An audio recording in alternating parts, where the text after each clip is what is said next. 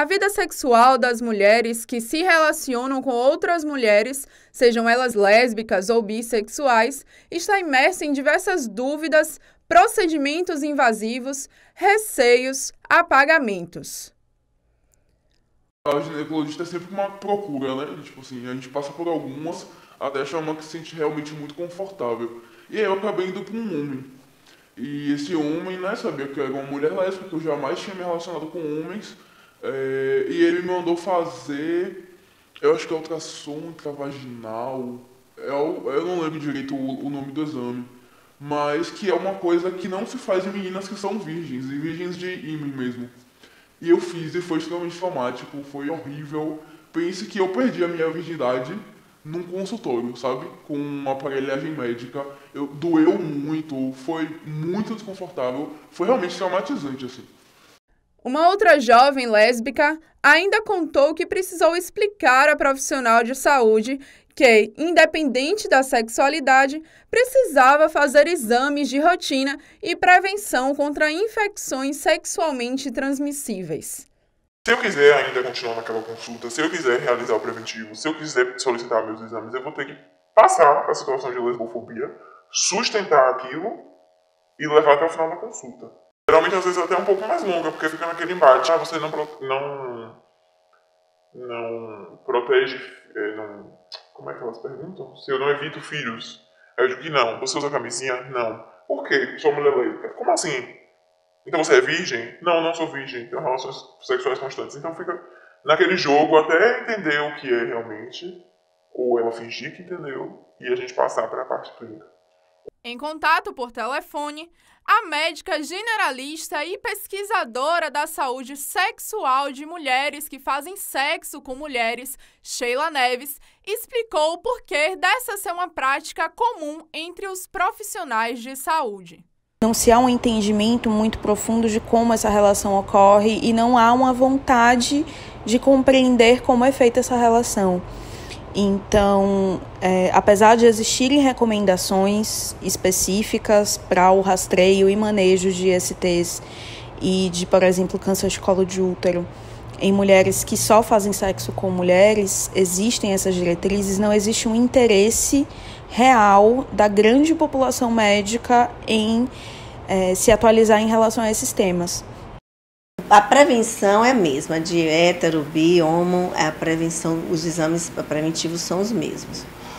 A orientação que a gente dá é porque muita gente acha que relação de mulher com mulher não tem risco de as ISTs, as doenças, as infecções sexualmente transmissíveis. E existe, inclusive, o HPV, né? Principalmente aquelas que usam os brinquedos sexuais, porque acaba havendo, é difícil usar camisinha mesmo. A gente orienta que no sexo oral, que se tiver lesão, uma passa para outra. Então, sempre tem esses cuidados de orientar. A maioria delas já tiveram experiência, né, com um parceiro masculino. Então, tem que ser feito, sim, o preventivo, né, para proteção de câncer de colo de útero. E não só o preventivo, mas exame de mama, de abdômen, de tudo. Então, a conduta é a mesma. Inclusive, algumas estatísticas trazem que algumas infecções são, inclusive, mais prevalentes em mulheres que fazem sexo com mulheres que mulheres que fazem sexo com homens. A tricomoníase, que é uma infecção sexualmente transmissível, ela é estatisticamente mais prevalente em mulheres que fazem sexo com mulheres. A vaginose bacteriana, que não é uma infecção sexualmente transmissível, é um desbalanço na flora vaginal que faz com que uma bactéria específica ela cresça mais do que as outras bactérias da vagina e ela tem um odor bem característico. Ela é mais comum em mulheres que fazem sexo com mulheres justamente por esse compartilhamento de floras. E as mulheres que fazem sexo com mulheres estatisticamente têm um risco maior de câncer de mama. Não porque fazem sexo com mulheres, isso é um fator confundidor, mas porque existem alguns outros fatores associados à mulher que faz sexo com mulher que são fatores predisponentes de câncer de colo de mama. Por exemplo, as mulheres que fazem sexo com mulheres mais frequentemente não têm filhos. E não ter filho é um fator de risco para câncer de mama. E também, mais frequentemente, mulheres que fazem sexo com mulheres não amamentam. Também é um fator de risco para câncer de mama.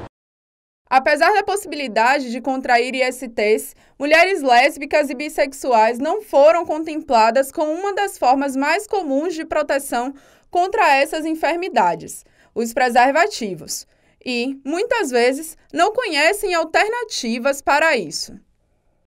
A primeira vez que eu fui falar pra ela que eu tive uma relação sexual com um homem, ela me explicou tudo, como usar camisinha, se proteger, e depois ela passou também os exames de ISTs, né?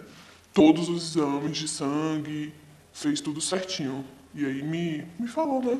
Me explicou como lidar, como me proteger, tudo certinho, me encaminhou, né?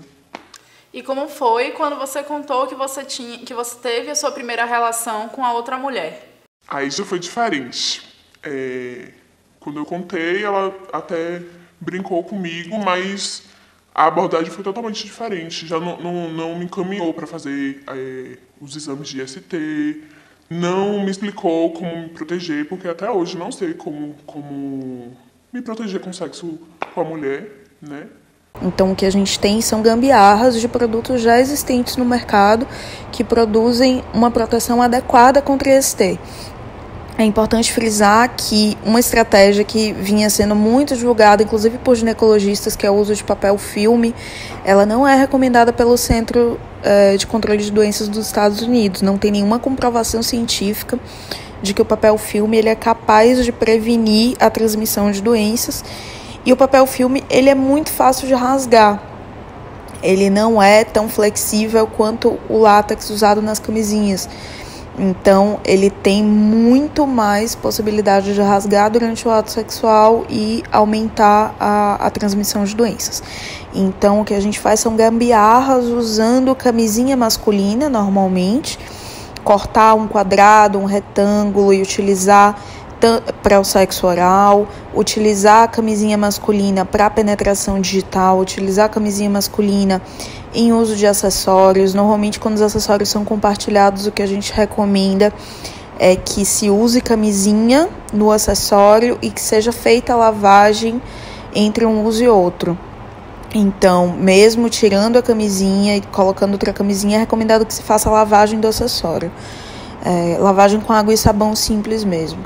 E a camisinha feminina é usada em algumas situações porque é uma camisinha que ela recobre boa parte dos grandes lábios, clítoris, parte do períneo. Então ela pode ser utilizada tanto para penetração digital, penetração com brinquedos, e a depender do uso pode ser usada também para sexo oral, se ela recobrir toda a área de vulva que será vista no sexo oral. Então, clítoris, grandes lábios, períneo, se ela conseguir recobrir essa área, ela pode ser utilizada também. Como seria o modelo específico e ideal para você de saúde dentro do consultório, em relação a preservativo? Acredito que além de demonstrações, mostrar como fazer, a orientação com mais exatidão e perguntar à pessoa em questão de dúvida. Ela nunca chegou para mim perguntar se eu tinha dúvida de algo. Você levava a demanda e ela te respondia. Isso, exatamente.